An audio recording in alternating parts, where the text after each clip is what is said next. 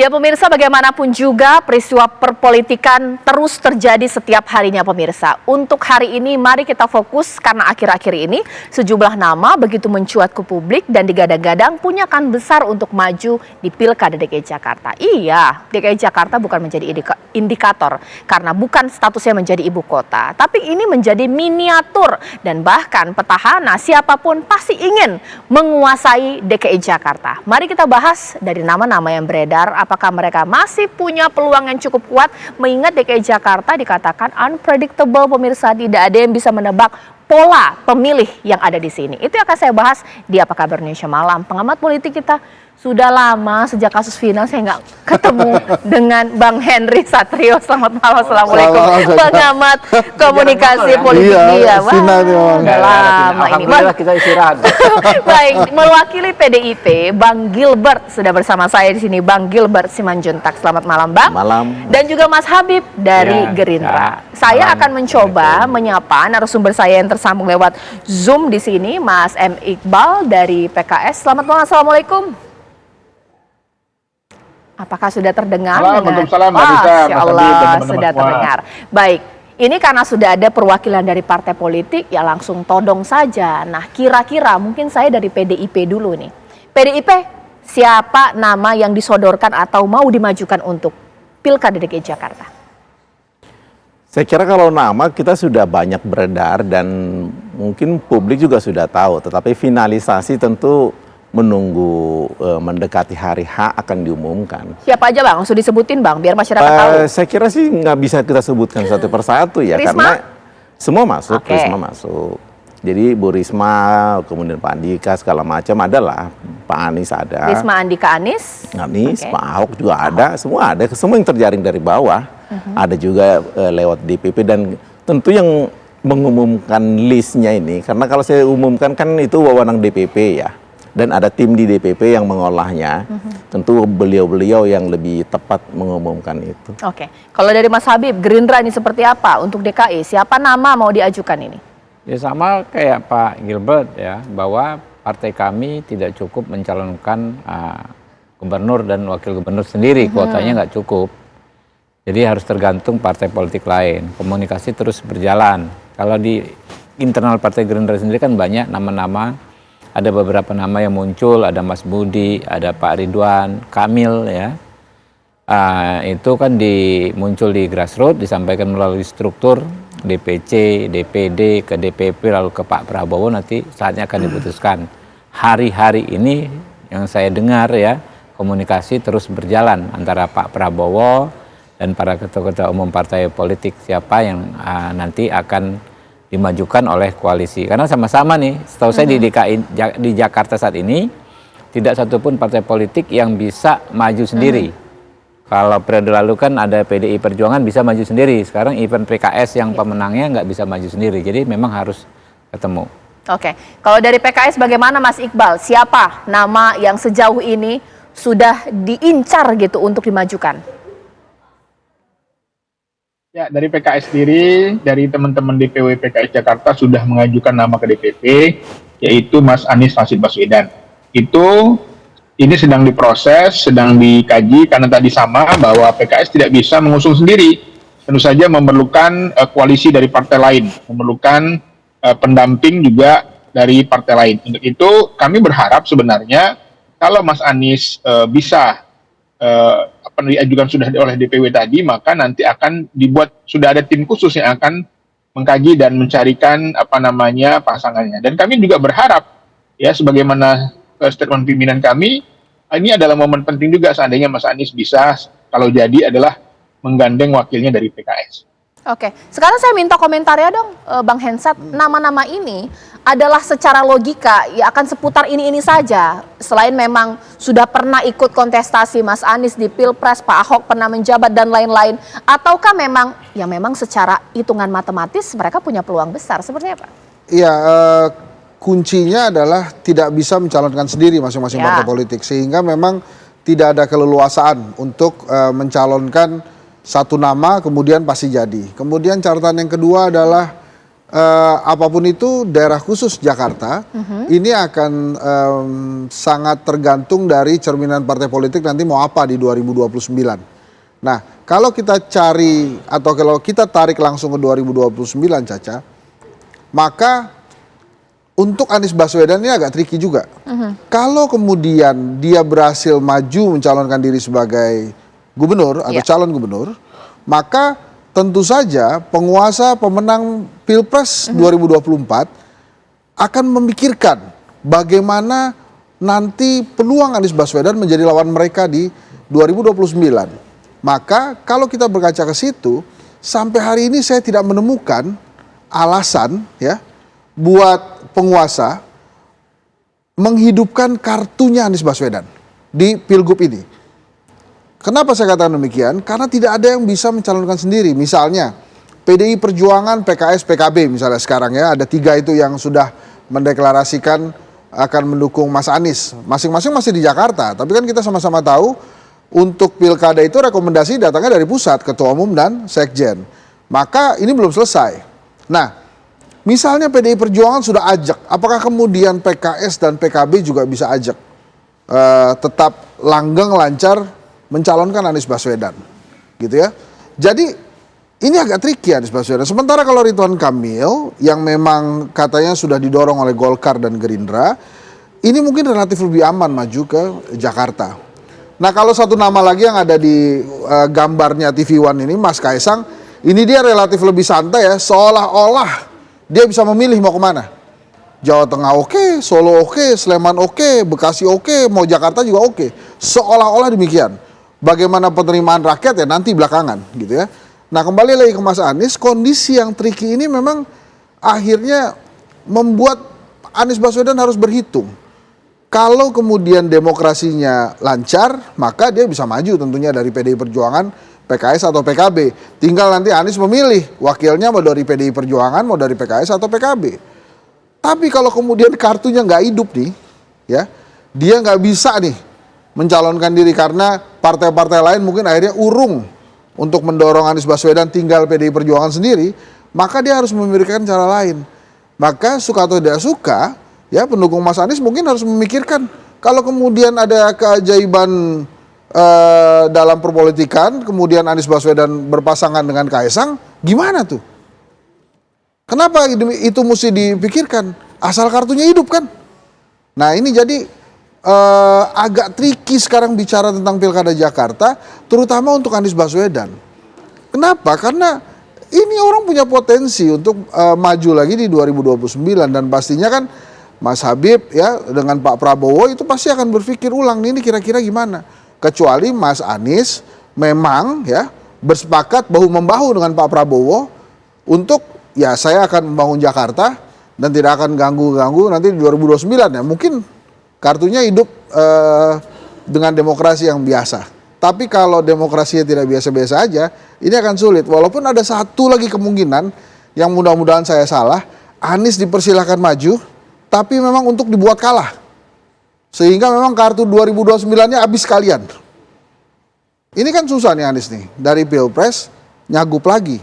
Kalau nyagup lagi kalah lagi, nah ini kartunya habis beneran. Jadi memang pendukung Anies Baswedan, ya terutama Mas Anies sendiri harus berhitung tetap di garis perubahan, ya, atau kemudian berharap ada hal-hal lain yang bisa membuat kartunya hidup di Jakarta. Tapi tentu saja Anies Baswedan bukan orang sembarangan. Begitu hidup kartunya di Jakarta, maka dia akan menjadi perhitungan lawan-lawan politik di 2029. Oke. Nanti sesaat lagi kita juga akan membahas menjadi menarik ya. Ini menjadi pertaruhan juga untuk pemerintahan pusat jikalau tidak bisa menguasai DKI Jakarta atau kebijakan DKI Jakarta begitu berseberangan dengan pemerintah pusat akan kepayahan sehingga Gerindra ini bagaimana kemudian? Yang terbesar peluangnya adalah Anies Baswedan. Apakah mungkin ada pembicaraan yang bisa dilakukan oleh Pak Prabowo? Ya sudah, kita dukung Anies Baswedan asal benar-benar loyal kepada pemerintah pusat sesaat lagi. Ditahan dulu. Intensif dengan perjuangan dan kami menghargai sekali kepercayaan yang sampaikan. Kita menginginkan Jakarta yang maju, Jakarta yang setara, di mana yang lemah, yang kecil dibesarkan, yang lemahnya dikuatkan, dan itulah yang menjadi dasar kebersamaan. Jadi kami mengapresiasi sekali proses yang dijalankan. Lihat nanti seperti apa. Semua nama yang disebut sebagai potensi pasangan itu belum dibahas sama sekali. Jadi tidak usah ada spekulasi pembahasan nama siapapun juga, karena belum dibahas. Karena itu nggak usah rame tentang nama A, nama B, nama C. Belum ada pembahasan sama sekali. Lebih penting saat ini membahas nasib warga Kampung Bayam, membahas perbaikan kartu lansia, membahas perbaikan untuk anak-anak penerima siswa baru. Jadi itu lebih penting untuk kita bahas daripada soal nama, masih jauh sekali. Pak Anies menjadi spotlight atau menjadi sorotan untuk konteks Pilgub Jakarta, pemirsa. Tapi memang pertanyaannya ketika Bang Habib ditanya oleh wartawan, sejauh ini belum ada aspirasi rakyat untuk Gerindra yang ingin mencalonkan Anies Baswedan dari Partai Gerindra. Masa Bang, benarkah? Ya pasti, itu di konstituen kami ya. Kenapa? Ini perlu digarisbawahi bahwa masyarakat Jakarta itu adalah tipikal pemilih yang sangat rasional. Saya bahkan berani katakan yang paling rasional. Jadi di Indonesia ya, di provinsi-provinsi seluruh Indonesia. Jadi ekspektasi mereka terhadap pemimpin-pemimpin politik ini terlalu tinggi, selalu sangat tinggi. Sehingga kalau tidak deliver apa yang dijanjikan atau dianggap tidak deliver oleh rakyat, maka rakyat akan mudah membuat orang yang tadinya superhero, dianggap superhero, menjadi bukan siapa-siapa. Paling gampang adalah kita lihat tidak pernah ada kepala daerah incumbent yang menang kembali. Mulai Pak Foke, kemudian Pak Ahok itu kan hitungannya incumbent, itu belum pernah. Juga di dapil saya, Mbak Caca di Jakarta Timur, baru pertama kali di tahun ini ada incumbent yang bertahan, saya dan beberapa teman. Di 2 periode sebelumnya tidak satu pun incumbent lanjut, ya karena saya lihat sendiri lebih sulit mempertahankan, jauh lebih sulit daripada ketika merebut pertama, ya. Masyarakat selalu bertanya, ya. Kalau kita turun jelang kampanye, masyarakat bertanya, dulu kemana aja Bang Dewan, gitu kan? 5 tahun kemana saja? Padahal kan nggak mungkin kita turun berbarengan di semua tempat yang ada. Mungkin kita turun di satu titik, tapi kan nggak sempat turun di titik-titik lainnya pada saat yang bersamaan. Tapi itu menjadi ciri memang masyarakat Jakarta itu kritis sekali.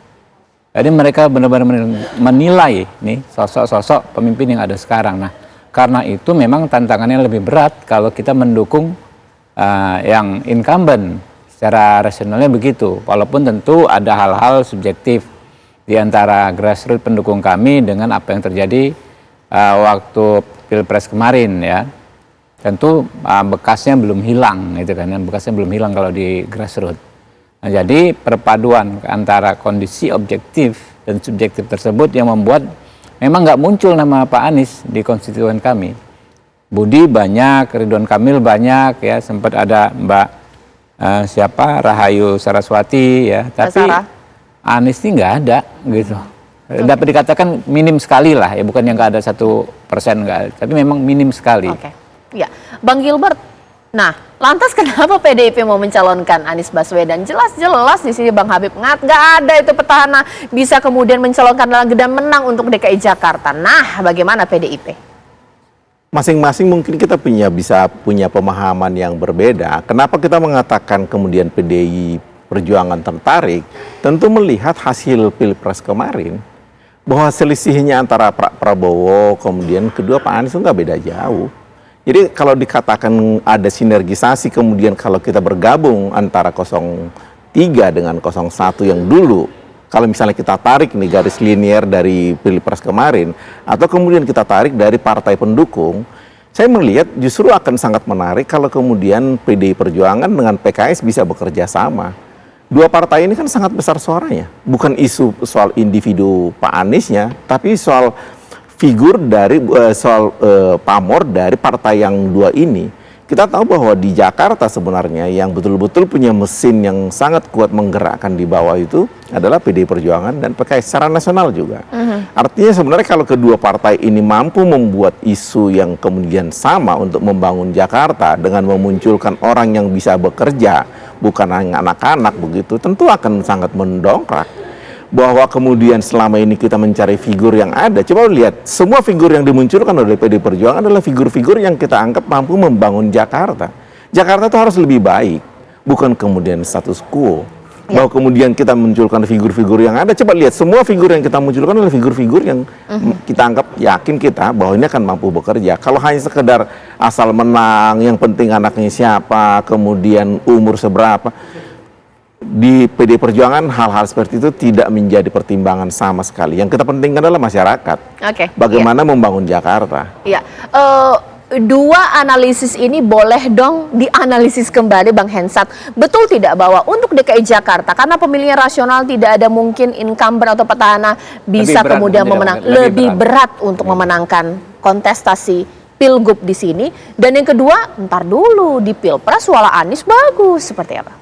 Ya memang secara sejarah belum pernah ada incumbent ya sejak pemilu langsung dilaksanakan di Jakarta belum ada yang menang gitu si incumbent ini, maka menjadi hal tersendiri buat Mas Anies untuk mempertimbangkan itu. Hanya saja kan memang ada pertanyaan juga ya kadang-kadang dari rakyat tuh, misalnya Anies Baswedan kemarin diajukan oleh Nasdem, PKS dan PKB sebagai presiden, kemudian namanya muncul lagi di gubernur gitu ya. Nah ini kan juga jadi pertanyaan juga untuk rakyat, kenapa kemudian partai sedemikian rupa bisa berubah gitu, walaupun ya itu terserah partainya. Nah kemudian sosok Anies ini ya memang kalau menurut saya tantangan pertama buat dirinya adalah bagaimana dia memastikan tiket untuk dirinya tuh. Caranya ya macam-macam, kan tadi saya sudah katakan, saya tidak menemukan alasan bagi rezim untuk memberikan kesempatan Anies Baswedan tampil lagi di pilkada, karena tentunya akan mengganggu kontestasi di 2029. Nah itu dulu dijawab pertanyaannya, apakah dia akan benar-benar fight di sini untuk mendapatkan kartu atau kemudian berpasrah pada keadaan. Jadi artinya ya udah yang penting tiketnya ada dan maju. Kalau memang Anies bisa menyolidkan PDI Perjuangan, PKS dan PKB, ini akan enak buat dia. Karena betul tadi PKS dan PDI Perjuangan dua partai politik yang memiliki suara banyak di Jakarta. Ditambah lagi kekuatan PKB, menurut saya dia akan punya kesempatan untuk berlaga di pilkada. Tapi lagi-lagi kontestasi politik saat ini di Indonesia itu hanya tidak tentang bagaimana partai memberikan rekomendasi, tapi ada satu variabel lagi, yaitu variabel rezim. Bagaimana kemudian apakah akan berperan atau tidak di pilkada. Kalau demokrasinya smooth, demokrasi original, demokrasi yang asli, ini tentunya bukan hal yang masalah buat Anies Baswedan, sehingga mungkin dia bisa bertarung melawan Ridwan Kamil dan Kaisang yang selama ini sudah dianggap hampir pasti menjadi pasangan calon gubernur di Jakarta. Nah sampai hari ini kan kondisinya Caca, ini semuanya baru level DPW dan DPD, jadi artinya baru level Jakarta. Belum ada partai politik yang di level nasional yang kemudian memberikan atau membuka kartu untuk Mas Anies Baswedan supaya dia dapat tiket, ataupun yang lain termasuk Ridwan Kamil, atau misalnya nama-nama lain seperti Andika Perkasa, atau nama-nama yang memang dianggap baru di level relawan saja. Misalnya ada Abraham Samad, ada Sudirman Said, ada Risma, ada Andika, itu kan di level relawan, itu belum masuk di level DPD DPW gitu. Oke, sekarang saya kembali bertanya kepada Bang Iqbal yang sekarang sudah tersambung. Tadi sedikit ada problem komunikasi kita dengan Mas Iqbal. Mas Iqbal, ini boleh diberikan komentar, kira-kira untuk PKS akan lebih berpikir rasional dengan logika seperti apa? Bang Gilbert mengatakan Anies masih menarik karena pakai suara di Pilpres ini suaranya cukup tinggi. Tapi Mas Habib mengatakan di sini sebentar agak sulit untuk memenangi Pilkada Jakarta untuk periode karena dia merupakan seorang petahana. Jadi rasional pemilih Jakarta ini seperti apa? Ya, saya kira memang ini semuanya masih dinamis ya. Kita masih menunggu partai-partai lain untuk mendukung Mas Anies, dan kami juga sedang mengkaji di PKS. Tetapi kalau tadi Mas Habib mengatakan pemilih rasional di Jakarta itu seperti banyak incumbent yang gagal, tapi dalam konteks PKS itu konsisten. 5 kursi dari sebelumnya. 2 dari Dapil Jakarta 2, 2 dari Jakarta Timur, dan 1 dari Jakarta Barat dan Utara. Artinya apa? Bahwa sebenarnya pilihan PKS ini juga sangat dianggap konsisten oleh masyarakat. Jadi seandainya PKS satu hari pun mengusulkan Mas Anies, itu tentu saja menjadi salah satu cerminan bahwa PKS itu sebenarnya diterima konsisten, dan kali ini kami menjadi pemenang. Jadi nggak benar kalau dikatakan warga Jakarta tidak menginginkan Anies lagi, karena dari masukan-masukan dari daerah, ya, dari dapil-dapil, khususnya di Jakarta, warga Jakarta tentu saja menginginkan. Buktinya apa? Survei kepuasannya tinggi, kemudian juga surveinya juga masih besar, gitulah. Itu kan indikator, gitu loh. Ada nggak survei yang mengatakan bahwa Mas Anies itu surveinya di bawah 20% atau di bawah 10%? Bagi calon saat ini, saya kira bagi partai politik tentu saja dia juga menginginkan calon yang berkualitas, baik, sesuai ideologis, dan juga berpeluang menang. Jadi kenapa PKB menyampaikan, ya, termasuk beberapa partai yang akan nanti tentu saja kami berharap ada dukungan, itu tentu saja menunjukkan bahwa survei masih tinggi, masih didengar. Orang yang pernah bertarung di Pilpres tentu saja memiliki popularitas yang tinggi, dan kami bisa jadi melihat ini adalah peluang justru bagaimana PKS juga akan melanjutkan kemenangan Anies Jakarta. Tetapi semuanya masih dinamis, belum diputuskan, dan kami melihat bahwa kader-kader PKS pun juga layak. Oke, mungkin singkat ya di sini sebelum kita jeda, Mas Hensat. Ini kan contohnya adalah PKS, dia begitu meraup suara untuk pileg di DKI Jakarta, tapi tidak mencalonkan kader internal. Sama halnya juga dengan PDIP, meski ada Risma pun masih pikir-pikir, apalagi juga Gerindra, ada Sarah, ada Budi pun masih pikir-pikir. Ini balik lagi, calon populer masih menarik atau bagaimana ya? Ya, calon populer itu pasti sangat menarik. Nah, masalahnya bukan masalah sih, tantangannya di Jakarta ini kan jadi barometer politik nasional. Maka ada keinginan untuk tidak kalah. Nama Ridwan Kamil ini kan diasumsikan satu-satunya tokoh yang bisa menandingi elektabilitas Anies Baswedan di Jakarta. Kenapa? Karena Ridwan Kamil menjadi gubernur di Jawa Barat yang notabene ada di lingkaran Jakarta, termasuk misalnya sebelum mencalonkan Ridwan Kamil kan sempat ada nama Ahmad Zaki Iskandar dari Golkar yang memang kinclong di daerah Tangerang, gitu ya. Jadi nama-nama itu yang dicari, dan kebetulan adanya ya Mas Anies, sementara ini ada Ridwan Kamil. Belum lagi muncul nama-nama lain, sempat ada nama Mas Budi Jiwandono waktu itu. Nah, tapi kemudian dia nampaknya ditugaskan oleh Prabowo di DPR kan. Nah, jadi memang yang ada saat ini Anies Baswedan dan kemudian mungkin Ridwan Kamil. Tapi Ridwan Kamil kan juga dia baru pamit di Jawa Barat beberapa kali saya lihat posternya memang mau ke Jakarta dan lain. Apakah itu diartikan pamit saya juga nggak ngerti juga. Tapi kemudian di Jakarta apakah Ridwan Kamil kemudian memang menginginkan Jakarta daripada Jawa Barat, yang padahal di Jawa Barat dia incumbent gitu. Dia bisa jadi gubernur 2 periode, kecuali memang obsesinya Kang Ridwan Kamil ini dia maju ke Jakarta untuk level nasional. Jadi ya kalau kita lihat dari gambar-gambar ini nama Anies Baswedan, Ridwan Kamil yang memang masih paling kuat. Ya nanti kita lihat lagi apakah ada nama kejutan-kejutan lain. Tapi pertanyaannya adalah, akankah kartu Anies Baswedan hidup di Jakarta sehingga dia bisa mendapatkan tiket di gubernur? Oke, apa yang dikatakan Bang Hensat ini sama, ada benang merahnya dengan apa yang dikatakan oleh Mas Iqbal soal tiket. Tiket ini sebenarnya bukan hanya figur pemirsa, tapi komposisi koalisi. Nah, apakah Anies Baswedan nanti bisa menjadi magnet partai-partai untuk berkoalisi? PKS berkoalisi dengan PDIP? Really? Mungkin itu. Atau juga mungkin Gerindra dengan siapa? Sesaat lagi. Sudah banyak yang merasakan keuntungan lebih belanja di Depo Bangunan. Mau seperti mereka, menangkan undian berhadiah total 14 miliar di Depo Bangunan. Ayo belanja! Hanya di Depo Bangunan. Ada Jabar gimana jadinya, Pak? Jabar dan DKI masih menunggu terkait dengan survei terakhir. Kita lihat kombinasinya nanti. Pak, muncul selebaran apa Pak RK dipasangkan dengan Kaisang itu apa sebenarnya? Ya, itu masih kita pelajari seluruhnya. Itu masih kita menunggu hasil survei. Pak, muncul teori bahwa Pak RK dipersiapkan untuk melawan siapapun lawannya. Oke, itu pertanyaan Pak Erlangga Hartarto. Saya ke Mas Habib dulu. Kalau Anies Baswedan ibaratnya lagi kembang ya untuk DKI Jakarta. Mungkin banyak partai yang sudah melirik, ada PKB, PDIP, PKS. Untuk Ridwan Kamil yang sekarang mau dipromosiin ini oleh Gerindra, kira-kira partai-partai lain tertarik tidak sih? Karena penantangnya ada Pak Anies nih. Itu tadi ya, soal yang pertama saya punya sudut pandang yang lain ya.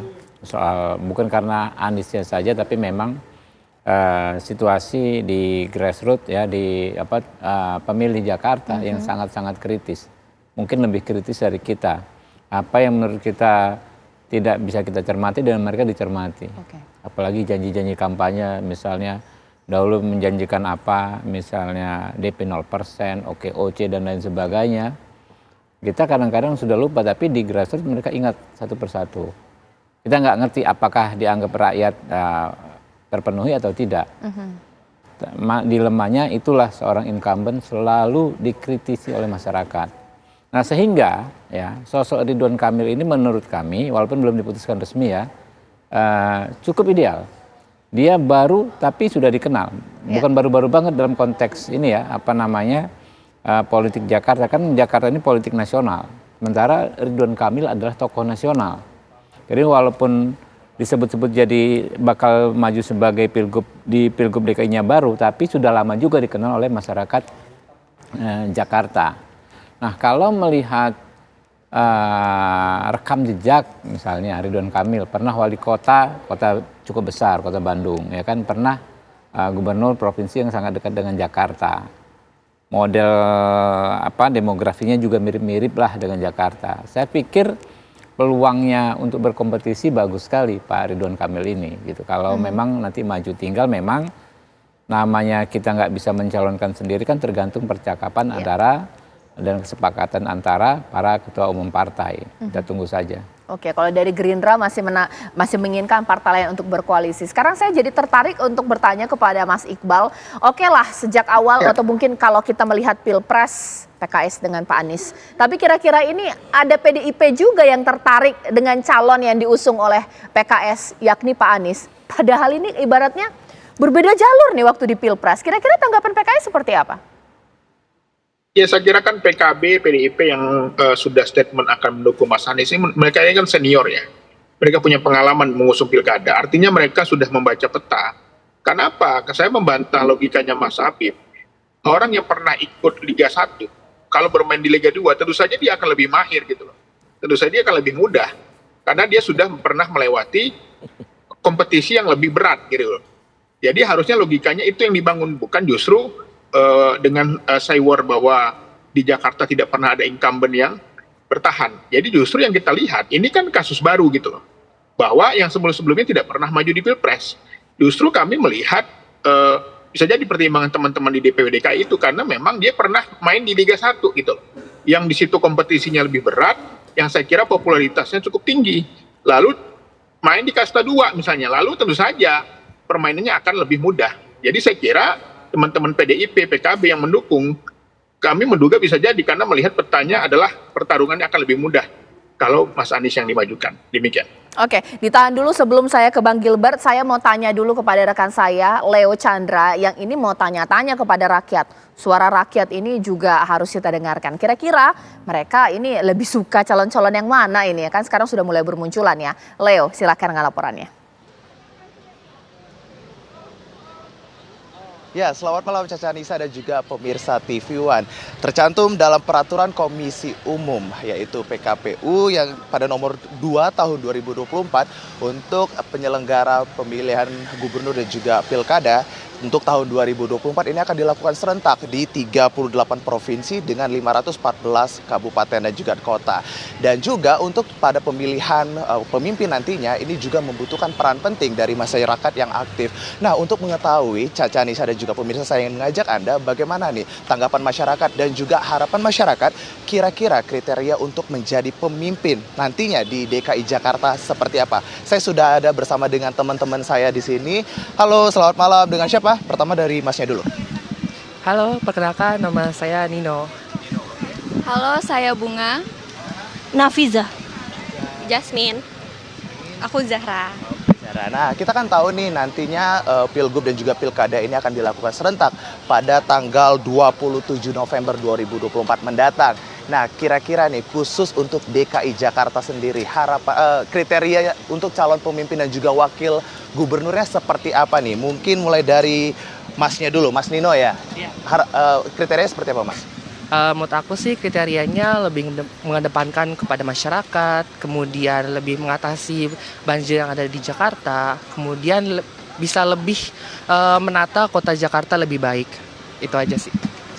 Kalau dari saya sendiri, menurut saya pemimpin yang bijaksana dan pemimpin yang dapat merealisasikan visi misinya nantinya. Menurut saya pemimpin menurut kita saya itu yang harus jujur dan juga bertanggung jawab gitu, karena itu dia pemimpin itu harus bisa bertanggung jawab. Kalau menurut aku sih harus amanah ya. Kira gitu. Oke, kalau menurut aku pemimpin di Jakarta ini harus adil oleh masyarakat di Jakarta.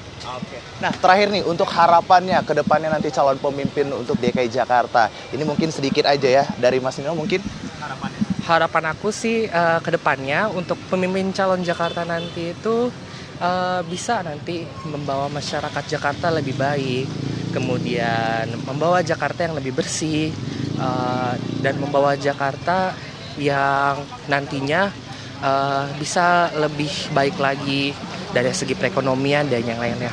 Itu aja sih. Kalau Mbaknya? Nah, oke. Harapan aku buat Jakarta, semoga Jakarta punya pemimpin yang merealisasikan visi dan misinya dia sih, gitu. Oke.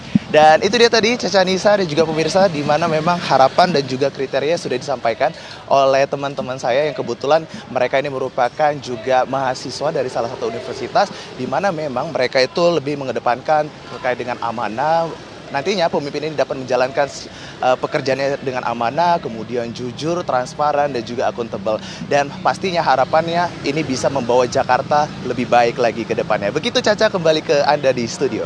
Iya, terima kasih Leo Chandra. Dari yang ditanyakan oleh Leo Chandra terkait bagaimana perspektif atau harapan dari masyarakat sebagai sosok pemimpin di Jakarta, nggak ada satupun saya mau komposisi koalisi seperti ini. Semuanya figur performa. Apakah ini membuat partai politik untuk konteks pilgub atau pilkada bebas mau berkoalisi dengan siapa saja meskipun berseberangan di Pilpres? Nanti dijawab oleh Bang Gilbert sesaat lagi. Terakhir kan habis ini kan? Saya mengusulkan Ridwan Kamil di Jakarta, semua setuju. Sama Kaisang. Pasangannya siapa, Bang? Pasangannya belum. Ya, Mas Kaisang katanya mau maju sama Ridwan Kamil ataupun Pak Anies gitu. Gimana Pak kalau menurut Pak? Ya, saya kira Pak, saya lapor waktu itu kan Pak Presiden, kalau Kaisang boleh nggak gitu. Pak Presiden bilang jangan ya. Tapi kan partai-partai perlu. Kata Mas Kaisang bilangnya itu kan versi Pak Zulhas. Iya, tapi kan partai-partai perlu kan. Perlu apa? Agar bisa menang. Gitu. Kalau Pak RK mau kayaknya Pak. Jadi yang perlu partai-partai kan, biar apa yakin menang itu. Sama Pak RK mau kayaknya Pak ya? Jakarta Selatan. Apa? Sama Pak RK mau Kaisang. RK Kaisang. Pak RK siapa saja kalau menang pasti mau. Ya. Kalau PAN gimana Pak? Lebih ke Pak RK berarti Pak? Asal menang siapa saja kita nanti akan dirapatkan ya. Yuk. Siap. Terima kasih.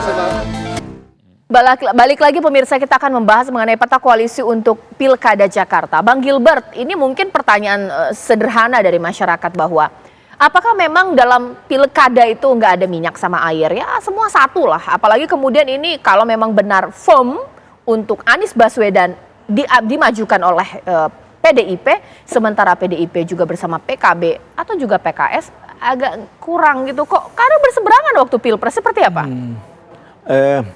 Satu ya, racikan politik untuk pemilu nasional dengan pemilu daerah itu agak beda. Lebih gampang untuk di pemilu daerah, itu yang pertama. Yang kedua, nama Bung Anies ini kan masih dalam godokan. Bursa ya? Bursa, bukan kemudian udah final. Dari internal kita kan ada beberapa nama besar juga seperti Mas Pramono, kurang apa?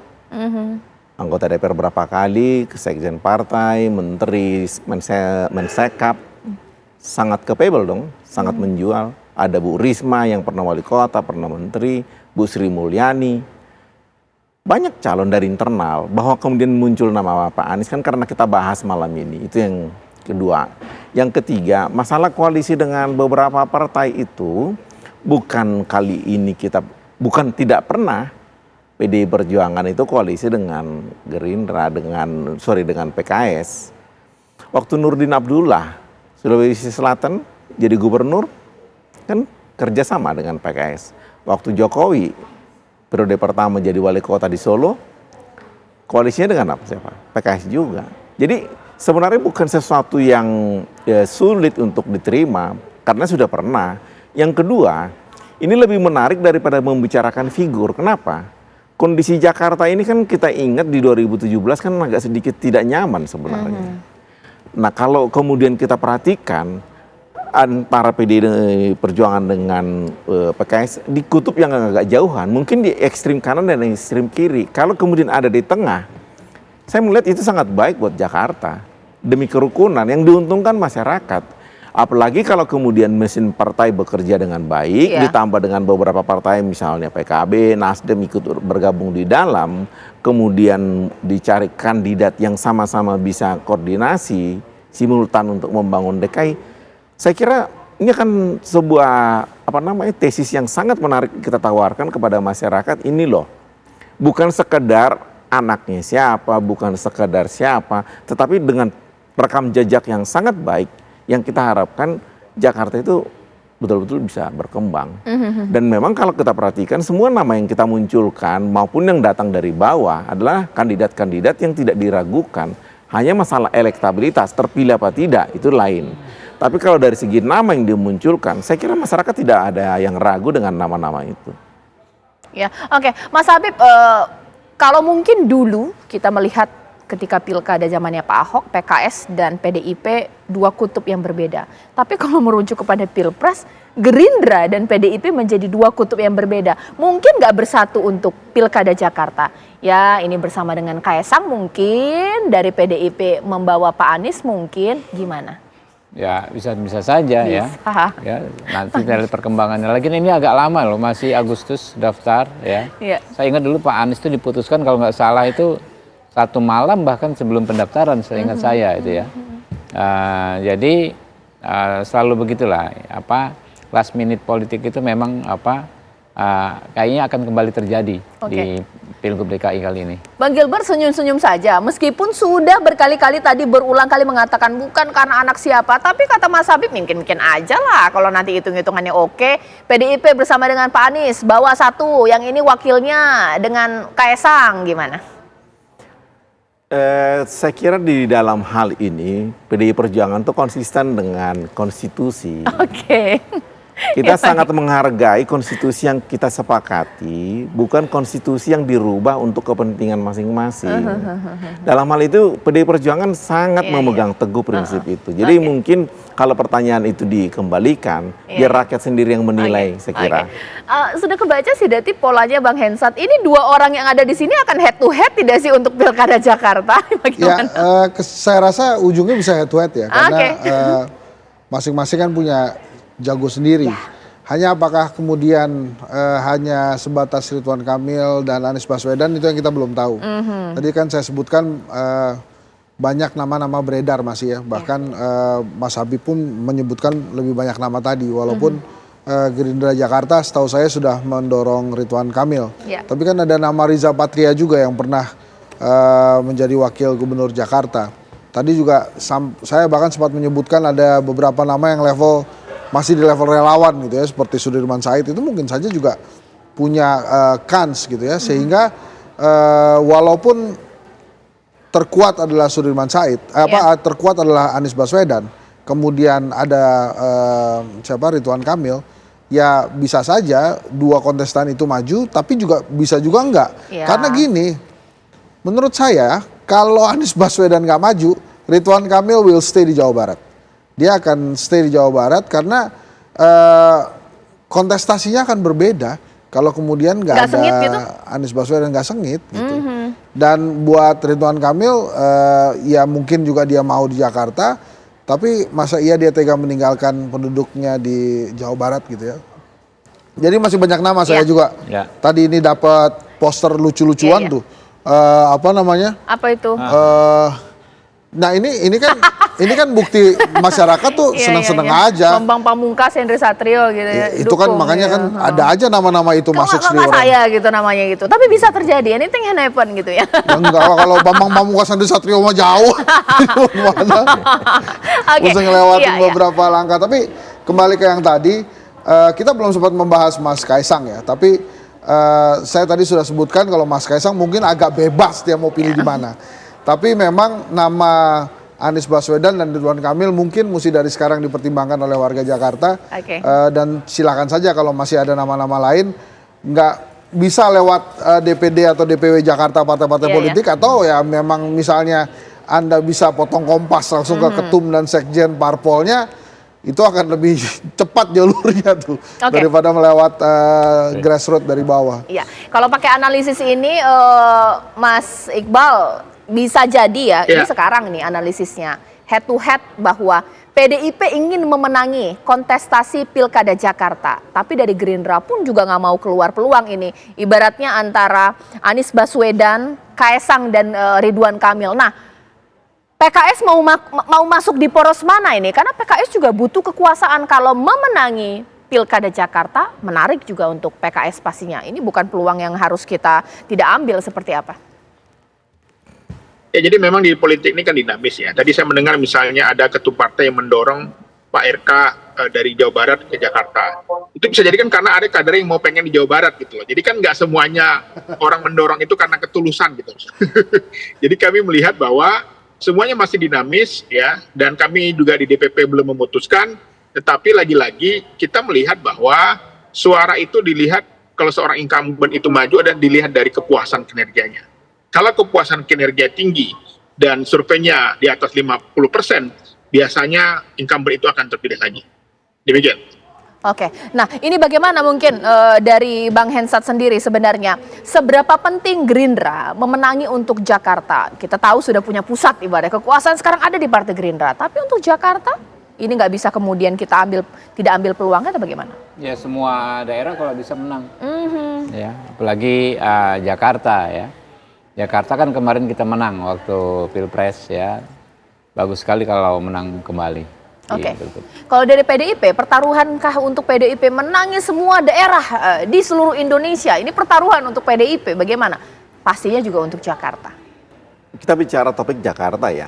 Kalau seluruh Indonesia pasti ada kalkulasinya kan. Dan itu tidak mungkin kalau dikatakan kita akan memenangi seluruh Indonesia. Paling tidak ya akan ada berbagi dengan beberapa parpol yang juga memenangi di beberapa daerah. Tapi untuk Jakarta saya kira ini sebuah pertarungan yang harus kita sikapi dengan serius. Kalau kita perhatikan dari DPP sendiri menugaskan 3 figur yang bukan figur yang kacangan, 2 figur yang sangat berat. Ada Pak Hasto, ada Pak Komarudin Watubun, ada Pak Eriko Sotarduga. Ini 3 figur yang luar biasa kuat di DPP yang kemudian ditugaskan ke Jakarta untuk menggodok. Kemudian menyampaikan ini ke Ibu Ketum. Ini Hastonya Hasto Sekjen atau Hasto Wardoyo? Saya nggak usah bilang lagi siapa. Oke, Bang Hensat, benarkah bahwa Pilkada Jakarta menjadi pertaruhan yang luar biasa untuk partai politik, khususnya PDIP, bahkan juga Gerindra, PKS, dan sejumlah partai lainnya? Ya, ini menjadi hal yang penting buat mereka ya. Saya lagi-lagi melihatnya bukan selesai di 27 November nantinya, tapi akan berimbas ke 2029. Caca tentu tidak boleh melupakan nama-nama partai politik lain yang juga besar seperti Golkar atau PKB. Nah, mereka juga pasti punya perhitungan-perhitungan tersendiri. Golkar misalnya di 2020 lalu itu memenangkan lebih dari 60% pilkada di Indonesia, maka mungkin mereka juga akan mengulang hal yang sama. Jadi antara Gerindra, PDI Perjuangan, kemudian PKS, Golkar ini mungkin ada perhitungan yang sama-sama kalkulasinya bagus. Golkar dan Gerindra sampai hari ini memang mendorong Ridwan Kamil dan PKS, PDI Perjuangan kemungkinan akan mendorong Anies Baswedan, ya nanti kita lihat saja. Tapi kok ya feeling saya 2 pasang calon aja yang akan hadir di Pilkada Jakarta. Oke, baik, kita tunggulah nanti bagaimana komposisi atau racikan dari partai politik untuk mencalonkan calon gubernur dan juga calon wakil gubernur pemirsa untuk Jakarta. Nah, saat lagi rekan saya Ken Ana ini sudah siap dengan informasi. Saya harus bilang terima kasih dulu untuk Mas Habib, Bang Gilbert, bahkan juga Bang Hensat, dan tadi ada Mas Iqbal. Ken, ada apa sesaat lagi, Ken? Betul, tadi sudah dibahas mengenai bagaimana persiapan jelang Pilkada DKI Jakarta khususnya pemirsa. Usai jeda, apa kabar Indonesia Malam masih akan kembali hadir untuk Anda. Ini menjelang libur panjang Idul Adha, ratusan penumpang memburu tiket perjalanan kereta api di stasiun Kota Bandung, Jawa Barat pada Jumat siang. Sesaat lagi informasinya.